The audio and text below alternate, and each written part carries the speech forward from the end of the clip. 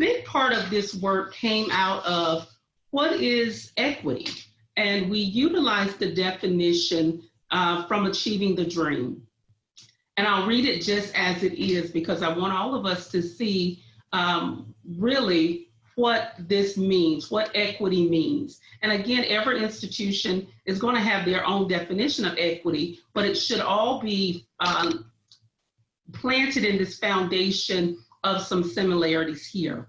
So Achieving the Dream believes that access to high quality education in an inclusive environment is the right of all individuals and imperative for the continued advancement of a strong democracy and workforce.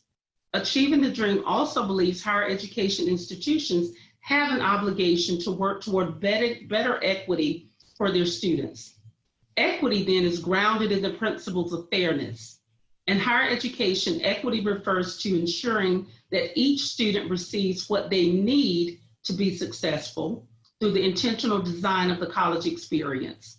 So again, equity is grounded in fairness. What is going to be there to help every student succeed, whatever their success and goals are? We just need to make sure we've given them the fairness there to be able to do that.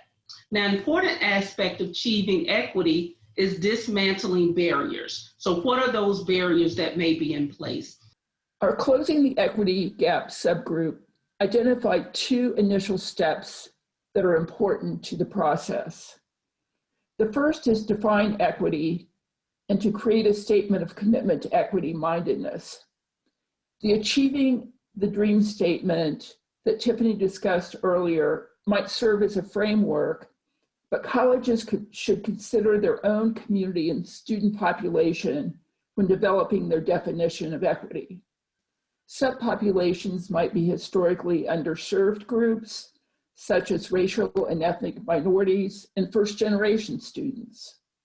In addition to defining equity, goals and a timeline for achieving the goals should be established, as well as a system to track progress. It's not enough just to create a statement of equity, but goals must be established to make sure that progress is being made. The second point is that post-secondary institutions should review and amend policies and practices that perpetuate inequities in order to impact a broader community of learners. And this has become increasingly important in recent months, largely because of COVID-19 and inequities that have become more obvious during this time. We defined the steps in the student experience, including connection and recruitment, entry and enrollment, progress and persistence, completion and transition. Transition might be going into the workplace, or it could also be transferring to a baccalaureate institution. And it's important that equity-mindedness be infused in every aspect of the adult learner experience. If it's not, an individual might not make it to that next step.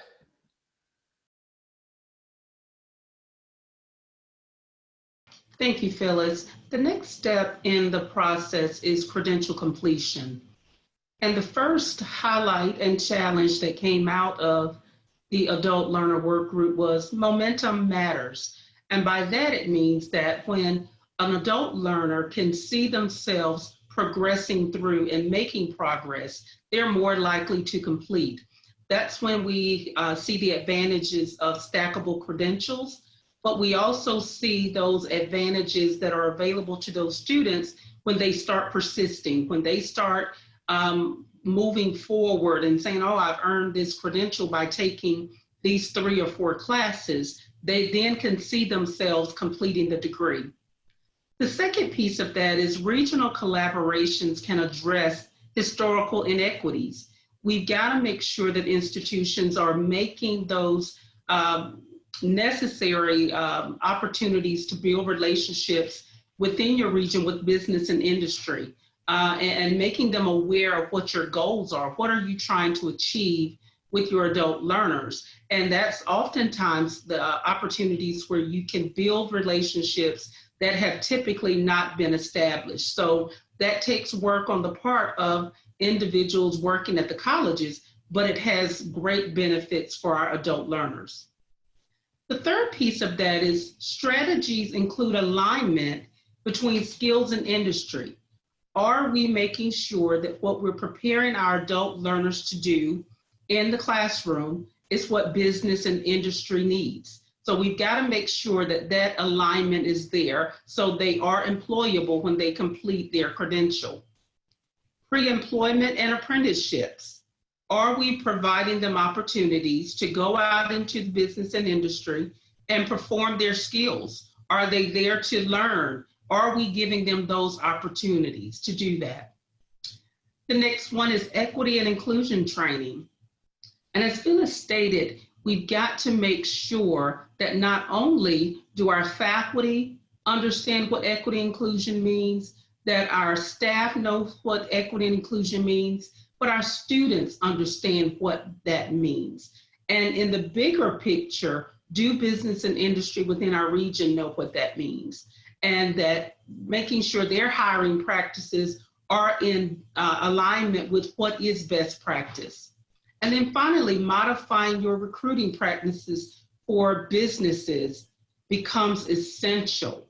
So how can our career services at our colleges assist in this process for business and industry? How can we help them understand that we want them to employ our adult learners? And it's not that traditional student,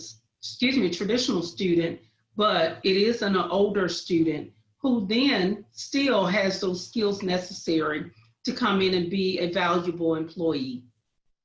Then finally, disaggregating data to address equity in hiring. What do the hiring practices look like? Have they hired individuals of color? Have they hired men and women for those positions that are typically more male dominated?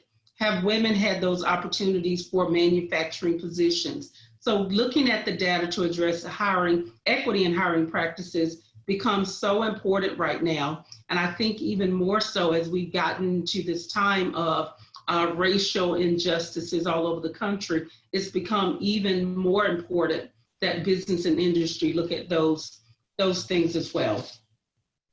In the next slide here, you will see that the estimated percentage of undergraduate degree completion within 6 years of first enrollment, so in 2003 to 2004, for student parents and all of the undergraduates based on data from 2009, shows very clearly for those students, adult students who earned a bachelor's degree, the number for student parents was only 3%.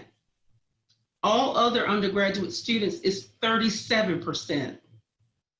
Those parents, student parents who left school without a degree or certificate, that was 52% of the undergraduate students. They were parents who left college without a degree or credential. And then all other undergraduate students was 32% who left college without a degree or credential. So again, that student parent is so important to the work that we're doing, and also ensuring that our workforce has older adults or working adult learners included in that process.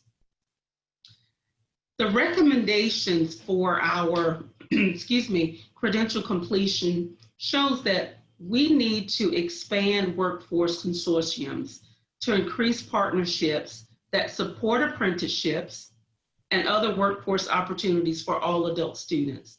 By that, we mean that we've got to build relationships with business and industry that shows the benefit of an apprenticeship, but also shows the benefits of including adult learners in the work that you're doing and employing those students and those opportunities to get in and build their skills.